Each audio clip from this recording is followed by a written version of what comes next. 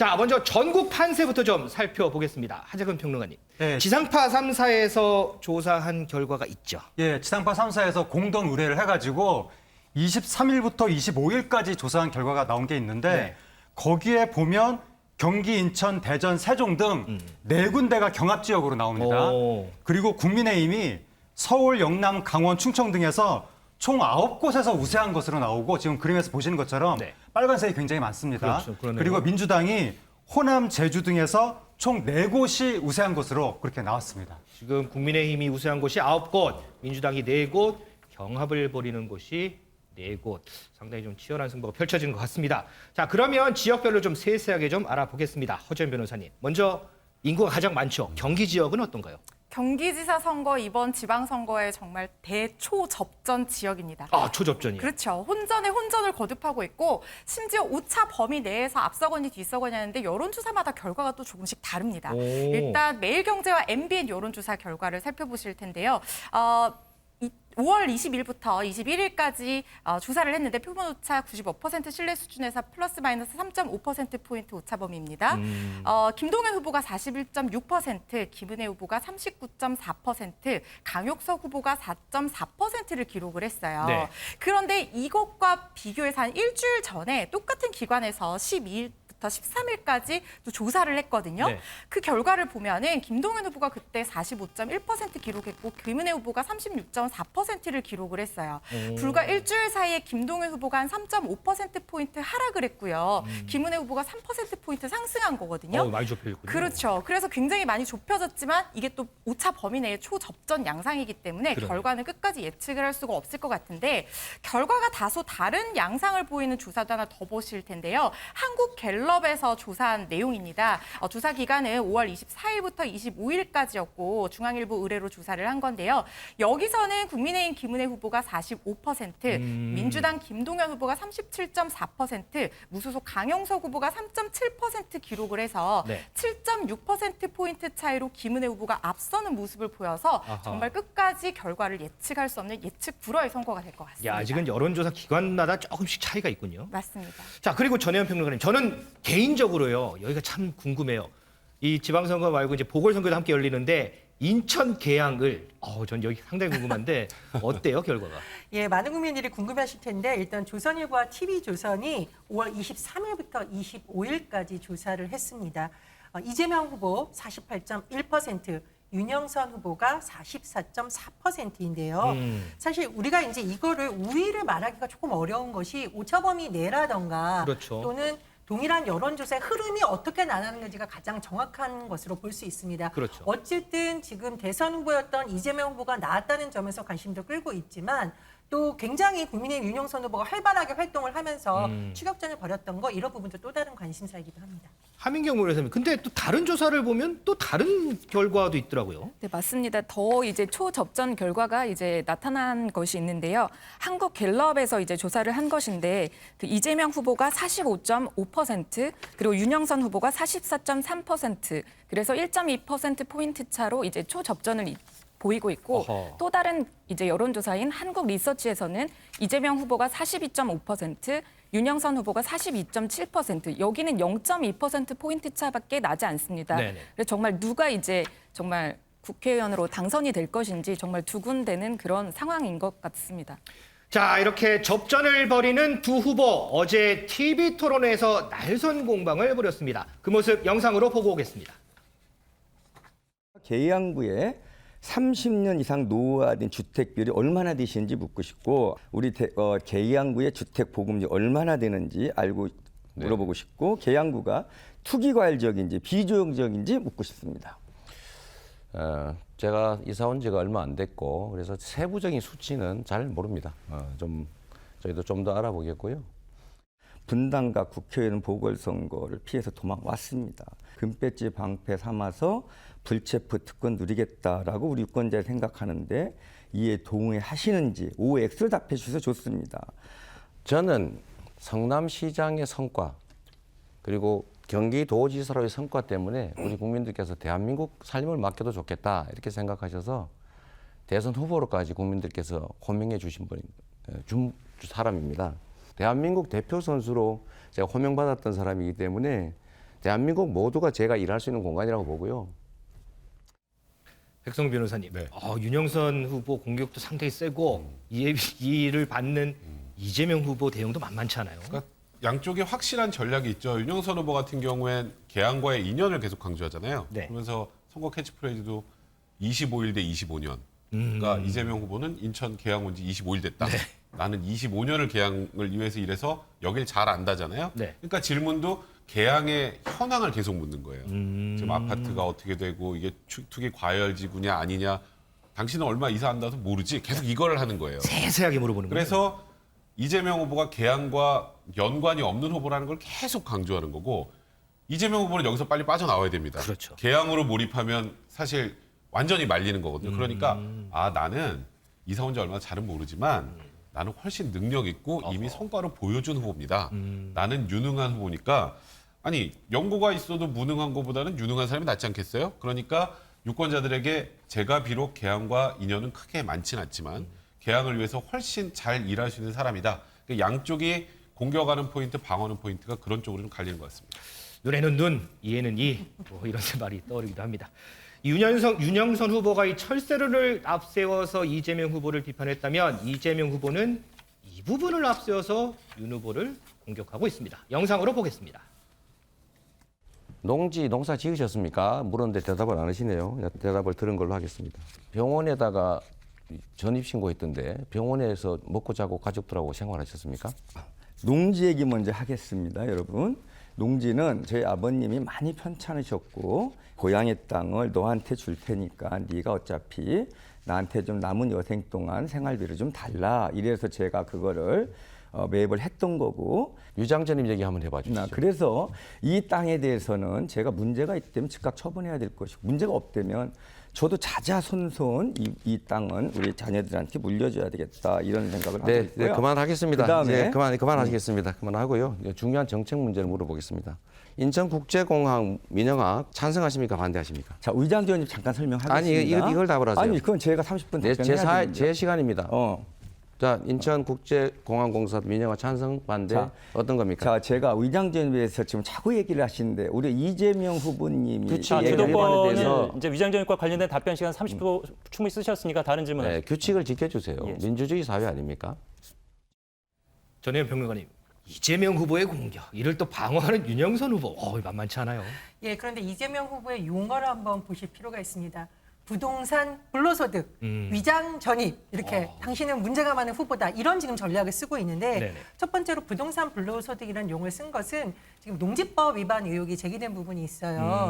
아니, 농지를 지금 갖고 있는데 농사를 안 지었는다. 이건 투기 목적 아니냐는 식으로 한번 짚은 거고요. 네. 두 번째 이제 위장 전입 의혹이라는 것은 이 윤영선 후보가 강조한 것이 본인이 25년 개항 사람이다라고 했는데 네네. 지금 주소지 이전과 관련해서 시점이 5월 2일 그러니까 서울에서 인천 계양으로 주소지가 된 시점이 바로 올해 5월 2일이고 아하. 10일 공천을 받았다. 그리고 전입 신고 예전에 한 거 보니까 병원에다 했다더라. 그럼 병원에서 먹고 자고 했냐. 그래서 민주당에서 지금 공격하는 부인은 뭐 분신술을 썼냐 이렇게 어허. 뭔가 문제가 있다는 건데 말씀을 보셨듯이 윤영선 후보는 이제 농지법에 대해서 본인이 원래 가졌던 땅이 아니라 아버지에게 본인이 여러 가지 뭐 생활비라든가 이런 걸 하면서 물려주신 땅이었다라고 하고 뭐 법적인 부분 잘 몰랐다는 해명이 나오기도 했었고요. 또 그 외에 대해서 오늘 토론에서 이전 토론에서 설명을 하기도 했습니다. 자, 이 부분도 뭐 쟁점이지만 어제 토론에서 쟁점이 또 한 가지가 있었습니다. 바로 김포공항 이전 공약인데요. 관련된 내용 영상으로 보고 오겠습니다. 김포공항을 이전하고 강남에 버금가는 새로운 강서 대개발 시대를 열어야 합니다. 저는 우리 이재명 후보님께 아직도 대선 후보라고 착각하고 계신 것 같아요. 우리 계양 구민들이 원하는 거는 이런 작은 일부터입니다. 이분이 얼마나 계양이 있을지 모르겠습니다. 지금 뭐 10년, 20년 후에나 가능한 공약들을 막 내세웁니다. 우리 정말 더 이상 속지 말아야 됩니다. 자꾸 비방하시는데 집중을 하시는데요. 정치는 새로운 길을 여는 것이다. 할 수 있는 일을 그냥 자연스럽게 하는 것은 그건 공무원들이 하면 됩니다. 어려운 일을 만들어서 하는 게 저희가 할 일이죠. 저는 이재명 후보님께 비방한 적 진짜 없습니다. 팩트 얘기한 겁니다. 팩트. 그리고 계양이 얼마나 머물지 모르는 후보님께서 10년, 20년에 가능할 수 있는 그런 공약들을 지금 얘기하셔가지고 뭔가 장밋빛 청사진을 제공해서 뭔가 현혹하는 그거는 책임 있는 정치인으로서 올바른 태도가 아니다. 저는 그렇게 생각을 합니다. 네. 이 영상을 볼 때마다 아주 불꽃이 튑니다. 허 변호사님. 그러니까 이재명 후보는 어쨌든 김포공항을 이전하겠다는 거잖아요. 맞습니다. 이재명 후보는요, 계양 발전의 가장 큰 걸림돌이 김포공항이다라고 얘기를 했어요. 이유를 몇 개 들었습니다. 계양 발전이 안 되는 이유가 규제인데 그게 가장 큰 게 김포공항에 따른 고도 제한 때문에 건물을 높이 못 올린다는 거예요.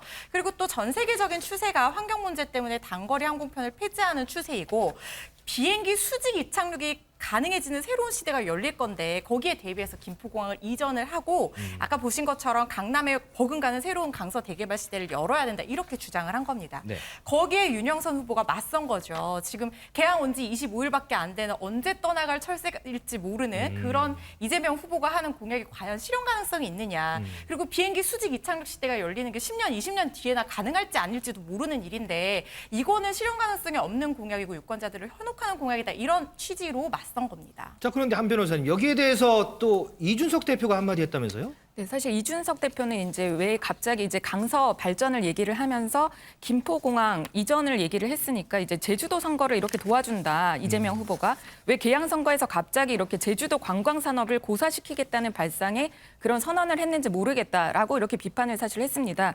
그랬더니 이재명 캠프 대변인인 이제 김남준 대변인이 이야기를 하기를 모르는 소리다. 이제 대선 때도 얘기를 했던 것이 지난 이제 1월에 이재명 후보가 얘기를 하기를 제주도를 해저 터널로 연결하는 것을 검토 중이라고 이렇게 발언을 한 바가 있는데 네. 결코 제주도 관광 산업이 고사되지 않는다라는 이런 답변을 사실은 내놓으면서 모르면 가만히 있기라도 하는 것이 국민의 바람일 것이라고 하면서 이준석 국민의힘 대표를 이제 비난을 했는데요. 사실은 계속해서 이런 문제가 사실 나오는 것이 이제 강서를 개발을 하겠다라는 이런 큰 이제 청사진을 내놓았는데 아무도 예상치 못한 그런 부분이었고 그리고 이 부분이 이제 10년, 20년 이제 장기적으로 이제 봤을 때 개발이 가능한 부분이고 또 비행기 수직 이착륙이라든지 이런 부분을 얘기를 하면서 이게 과연 실현 가능성이 있는 공약이냐 이런 부분에 대한 비판이 많이 있습니다.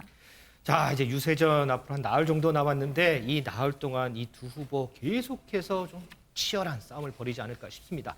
이 인천 계양을 만큼이나요 대선 후보가 출마를 하면서 또 관심을 끄는 지역이 있습니다. 바로 경기도 성남 분당 갑인데요. 허 변호사님, 여기 민심은 좀 어때요? 여기 민심은 저는 알 것 같습니다. 알 것 같아요? 네, 여론조사 보시면은 더 시청자분들도 아실 것 같은데요. 네. 중앙일보에서 한국갤럽에 의뢰해서 지난 23일부터 25일까지 실시한 여론조사 결과를 보시겠습니다. 경기 성남시 분당갑 국회의원 보궐선거에서 김병관 후보는 32.4%, 안철수 후보가요 62.3%로 안 후보가 김 후보에게 오차 범위 밖에서 지금 크게 앞서고 있는 모양새입니다. 사실 이 지역이요 전통적으로 보수색이 굉장히 강한 지역이에요. 네. 물론 안철수 후보가 첫 출마하는 지역이고 또 김병관 후보가 20대 총선에서 이 지역에 당선된 적이 있지만 민주당 후보로는 거의 유일하게 당선됐던 사례거든요. 그래서 이 지역은 아마도 뭔가 사람들이 보시면은 승리를 예측할 수 있지 않을까 하는 생각이 드는데 선거는 끝까지 알 수 없는 거니까요. 지켜봐야 될 것 같습니다. 자, 이 지키려고 하는 싸움 그리고 뺏고자 하는 싸움이 경기 성남 분당갑에서 이루어지고 있습니다. 그런데 여기서도 새가 또 언급이 됩니다. 그 모습 영상으로 좀 보겠습니다. 상대편인 민주당 김병관 후보는 선거 슬로건 자체를 아예 철수 정치 끝냅시다 이렇게 잡으셨더라고요. 심지어 아니 왜 자당 후보 이재명 후보를 그렇게 비난하죠? 이게 슬로건이 그럼 이재명 후보를 타겟으로 한 거라고 해석하시는 거예요? 저는 그렇게 알고 있었는데요. 제가 잘못 알고 있었나요? 그렇게 자꾸 셀프 디스 하시면 안 됩니다. 지금 후보님의 선거 슬로건이 철새 가고 젊어 모라 이건가요? 네, 그렇습니다. 그럼 또 철수 정치 끝내자 이런 그 표현도 많이 쓰신다고 하던데 안철수 후보가 이거에 대해서 이거 셀프 디스 아니냐 어제 또 이런 식으로 이제 역공에 나섰더라고요. 제가 그 말씀을 들으면서 진짜로 정치를 하려면 얼굴이 저 정도로 두꺼워야 되는구나. 뭐 그런 생각도 좀 했는데요. 모든 국민들이 다 알고 뭐 정당을 5번이나 바꾸고 자기의 입맛에 맞춰서 또 유불리에 따라서 창당과 탈당과 뭐 또 합당 뭐 이렇게 반복하지 않았습니까? 네. 그렇기 때문에 이제 우리 시민들이 철새 정치인이라고 얘기를 하는 거고. 전혜연 평론가님, 이 안철수 후보가 이 선거 출마할 때마다 글쎄 단어가 조금 그렇긴 한데 철새, 철수 계속 이런 공격만 계속 당하는 것 같아요. 그게 이름의 특성도 약간 반영이 된 거죠. 이제 안철수인데 예. 공격하는 쪽에서는 철수라는 점을 방점을 찍은 겁니다. 앞에 안도 있는데 예, 그죠? 예를 들면 이제 당적이 그동안 5번 정도 바뀌지 않았느냐라는 네. 점. 그리고 예전에 서울에서 국회의원 하더니 또 이쪽으로 온 거 봐라. 그래서 계속 선거구를 바꿔가는 건 아니냐라는 점 방점을 찍고 있습니다. 근데 안철수 후보 쪽은 예전에 안에 초점을 맞췄어요. 이제 철수 안 한다. 근데 이번에 예. 전략이 살짝 바뀌었습니다. 네. 저런 내용이 나올 때마다 뭘 언급하냐. 이재명 후보를 그러면 어떻게 봐야 되냐. 이재명 후보야말로 성남이나 그쪽에 나왔어야 되는 건데 이번에 인천계양 나오는 쪽 아니냐라고 이제 비판의 논점을 다르게 지금 잡고 있는 것이죠. 예, 일종의 프레임 전략이라고 보이고요. 참고로 이재명 후보도 본인에 대해서 아니, 성남 출마해야지 왜 계양 출마했어요? 라고 얘기할 때 안철수 후보도 저기 철수 자시하시는 분이다라고 핀트를 바꿔서 대답하는 적이 있는데 아마 이제 전직 대선 후보였다 보니 그런 점을 의식해서 또 공격이 가는 것으로 보입니다. 그러니까요, 백성문 변호사님. 네. 꼭 이렇게 하면은 이재명 후보를 거론을 해요. 내 상대는 이재명이다. 뭐 이 뜻인가요? 여러 가지가 있는 게요. 나는 그래도 연고가 있잖아. 아, 네, 나는 연고가 있는데 당신은 아예 연고가 없지. 예, 이게 하나 있고요. 그리고 본인의 이제 정치적 급은 지금 상대하는 김병관 후보보다는 이재명 후보다. 아하. 나랑 여기서 붙자고 도망갔잖아. 이 두 가지를 지금 계속 얘기를 하고 있는 거고요. 그러니까 이재명 후보가 어찌 보면 좀 아프게 들릴 수밖에 없는 게 소위 대장동인 본인의 최대 치적 사업이라고 대선 내내 해왔는데 가장 치적 사업을 했던 곳을 두고 지금 인천으로 간 거 아니겠습니까? 이러다 보니까 안철수 후보는 지금 김병관 후보가 자꾸 철새 얘기를 하면 그거는 결국 저쪽이 진짜 철새 아니냐. 그러니까 본인의 화살도 돌리고 본인의 정치적 몸집도 지금 김병관 후보가 붙을 정도의 수준이 아니다. 이 두 가지를 같이 강조하는 것 같습니다. 자, 이 지역에서는 아주 물고 물리는 접전이 더 펼쳐지는 것 같습니다. 다음 서울로 한번 가보겠습니다. 하재근 평론가님. 여기도 상당히 많이 관심 받죠? 예, 여기도 여론조사 결과가 있는데 매일경제하고 MBN이 매트릭스에 의뢰해서 20일부터 21일까지 실시한 여론조사 결과가 있습니다. 네. 거기 보시면 오세훈 현 서울시장이 58%가 나옵니다. 오. 그리고 송영길 후보가 33.5%가 나와서 여기는 지금 오차 범위 바깥으로 앞서고 있는 그런 상황이 됐고 그러네요. 그러다 보니까 민주당 측에서는 이 현 정부를 견제해야 된다. 그리고 현 서울시장 국민의힘 독주를 막아야 된다. 이런 식의 논리를 주장하고 있습니다. 자, 이렇게 서울시장 자리를 놓고 한판 승부를 벌이는 송영길, 오세훈 후보 주택 정책으로 제대로 맞붙었습니다. 영상으로 보고 오겠습니다. 장기 전세 주택을 아주 업적으로 강조하고 계시고 그걸 약자와의 동행이라는 또 이름을 붙였어요. 예, SH공사 간부도 강남에 40평짜리 시프트에 살고 있다는데 이게 과연 약자와의 동행이 맞습니까? 이게 부자와의 동행 아닙니까? 많이 잘못 알고 계시는데요. 임대주택의 대부분은 우리 사회 최빈곤층에게 거의 대부분의 물량이 돌아가고 그 물량이 한 26만 가구 됩니다. 그중에서 3만 3천 가구 정도 되는 장기 전세주택은 그중에서도 비교적 상위층에 속하는 분들이 들어가는 형태의 주택인데요. 이거 하나만을 놓고 얘기하면서 약자와의 동행이 아니다 이렇게 말씀하시는 것은 너무 일부를 가지고 전체를 폄하하는 것이라. 송영길 후보의 공격이 상당히 거센데 이에 대해서 오세훈 후보 가만 있지 않겠죠? 영상 마저 보고 오겠습니다. 누구나 집은 인천에서는 지금 보시는 것처럼 가능합니다. 왜냐하면 땅값이 싸기 때문에. 그런데 서울에서는 땅값이 비싸기 때문에 강북에서는 월세가 200만 원, 강남에서는 한 238만 원 정도가 나옵니다. 이런 정책을 서울에 들고 와서 인천에서처럼 성공시킬 수 있을 것처럼 계속 강변을 하시는데 불가능해 보이지 않습니까? 네, 우리 오세훈 시장의 사고로는 이해가 안 될 것입니다. 왜냐하면 이것은 새로운 혁신적 사고가 필요한 것입니다. 하민경 변호사님, 두 후보 이 공방을 보니까 아무래도 이 부동산 민심이 가장 중요하다 이렇게 보는 것 같아요. 네, 그렇습니다. 가장 이제 어렵다고 이제 생각을 하고 이제 저희 국민들이 체감을 하는 것이 이제 부동산 경제이기 때문에 네. 그리고 또 이전 정권이 부동산 정책에 실패를 함으로써 이렇게 또 대권이 넘어가고 이런 부분이 있었기 때문에 양 당에서도 이제 가장 부동산 정책을 이제 주요하게 생각을 하고 있는 것 같습니다. 그래서 송영길 더불어민주당 이제 후보 같은 경우에는 오세훈 후보에게 이거는 이제 약자와의 동행이 아니라 부자와의 동행이 아니냐라고 이렇게 비판을 하고 있고 또 그리고 오세훈 이제 국민의힘 후보 같은 경우에는 송영길 후보에게 계속해서 이제 비판을 하고 있는 것이 정말 실현 가능한 공약을 내고 있는 것이냐. 이것이 정말 인천에서는 가능했지만 지금 서울시의 실제 이런 부분을 보면 이제 공약 자체가 정말 실현 가능해야 되지 않느냐 이렇게 비판을 하고 있습니다. 그래서 부동산 정책을 누가 더 이제 잘 내놓았는지 더 잘 실현 가능한지 이런 부분에 대해서 이제 조금 후보를 이제 선택하는데 좀 중점이 되지 않을까 그렇게 생각이 듭니다. 자, 이렇게 뭐 인천, 경기도, 분당, 서울 등등 해서 전국 각지에서 여야 후보가 치열하게 승부를 펼치고 있습니다. 이 중에서 민주당은요, 어제 투표 동료에 나서기도 했는데 그 모습 영상으로 준비했습니다. 내일 모레 예비 선거입니다. 투표율이 높아야 우리 국민의힘 후보들이 당선이 됩니다. 예비 선거일 날에 모두 투표해서 우리 국민의힘 후보에게 힘을 실어주시기를 부탁드리겠습니다. 아직까지 정권 교체가 완성이 된 게 아니에요.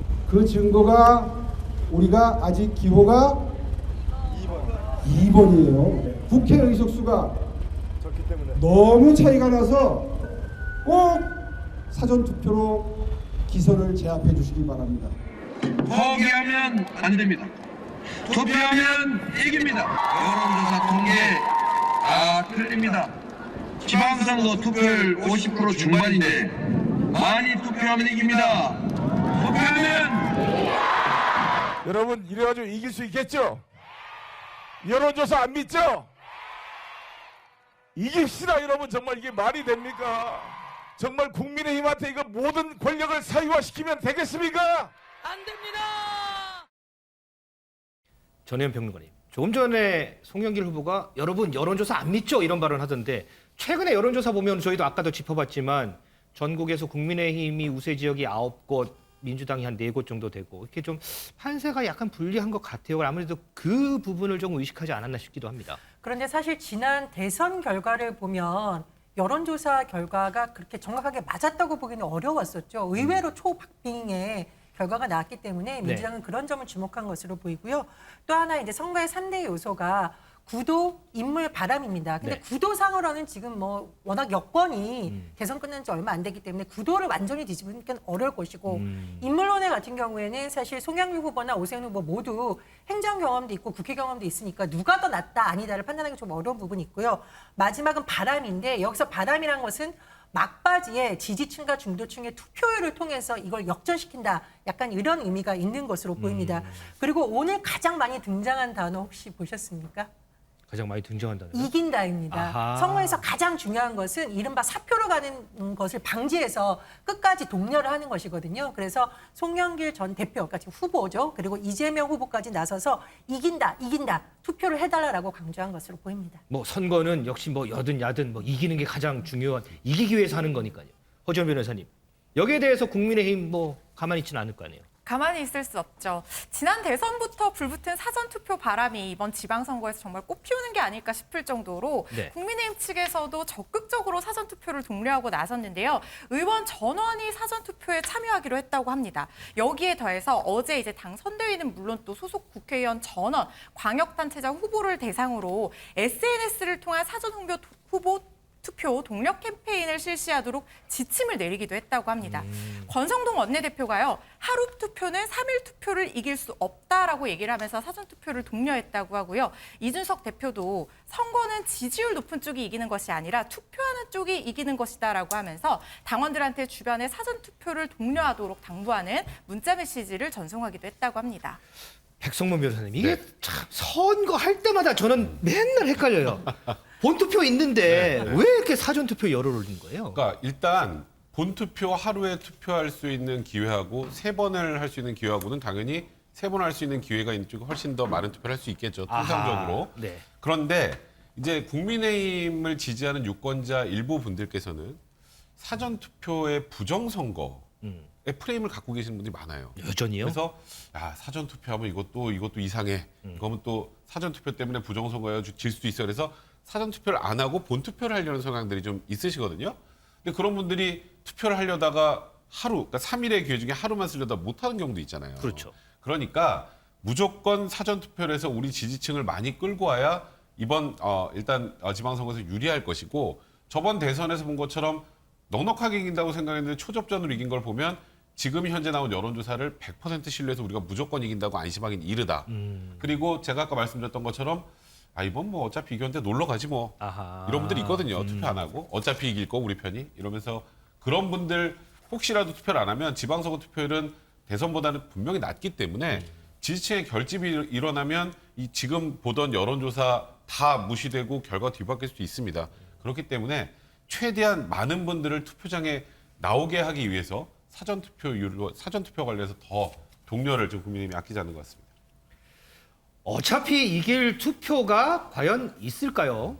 자, 이번 선거 우리 유권자의 권리를 지키는 차원에서도 모두 꼭 투표하시길 바라겠습니다.